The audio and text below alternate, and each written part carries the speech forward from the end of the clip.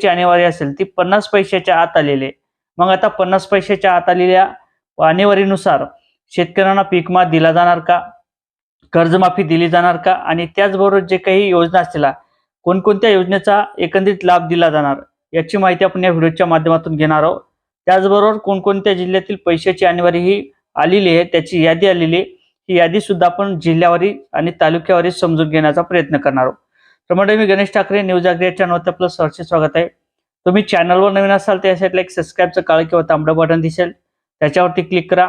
हा जर व्हिडिओ आवडला तर नक्की शेअर करायला विसरू नका, आणि जरी हा व्हिडिओ मोठा झाला तरी हा व्हिडिओ शेवटपर्यंत बघायला सुद्धा विसरू नका. जर आपल्याकडे टाइम असेल, वेळ असेल तर हा व्हिडिओ आपण बघू शकतो. म्हणजे ज्या अर्थी शेती पिकाचं मोठ्या प्रमाणात नुकसान झालं, त्यानंतर नुकसान भरपाईची रक्कम, त्याचबरोबर रब्बीचं अनुदान शेतकऱ्यांच्या खात्यावर वाटप करण्यात आलेले आहे. आणि त्याचबरोबर आपण काही जिल्ह्याची पैशाची आणेवारी सुद्धा बघितली होती.